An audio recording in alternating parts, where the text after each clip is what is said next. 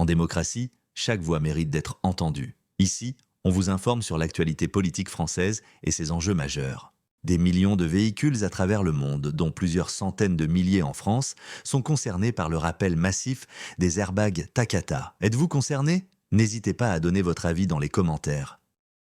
Voilà. Et celui-là, c'est les modèles à changer, quoi. Ce sont des gestes que Sébastien et Yerman répètent quotidiennement. Depuis plusieurs jours, ce mécanicien est dédié à une seule tâche, remplacer les airbags défectueux.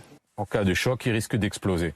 Et là, on le voit que l'étiquette jaune, c'est l'étiquette qui ont des problèmes. Le nouveau, elle est blanche. Quand elle est blanche, c'est que ça a été modifié. Depuis l'annonce de l'immobilisation des Citroën C3 et DS3, ce garage partenaire du constructeur français est débordé.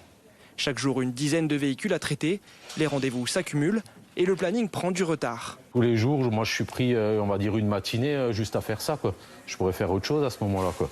En plus de la charge de travail, le remplacement des airbags Takata pèse sur la trésorerie du garage. Notre stock d'airbags, on en a à peu près 80 en stock que la société doit payer en avance. Nous, on est remboursé une fois que l'intervention est effectuée. On paye 600 € par pièce. Après l'accident mortel survenu à Reims à cause d'un airbag Takata défectueux, près de 2 millions de véhicules doivent passer au garage. On a pris ça sérieusement, on a tout de suite fait ce qu'il fallait pour trouver un véhicule de remplacement. On est venu voir notre garagiste pour voir si tout allait bien et s'il y avait des choses à remplacer. Pour savoir si votre véhicule est concerné, ce site du gouvernement vous renvoie vers les liens de chaque constructeur. Merci d'avoir regardé cette vidéo. Si vous aussi vous souhaitez rester informé sur les enjeux politiques majeurs, n'hésitez pas à vous abonner à Citoyen.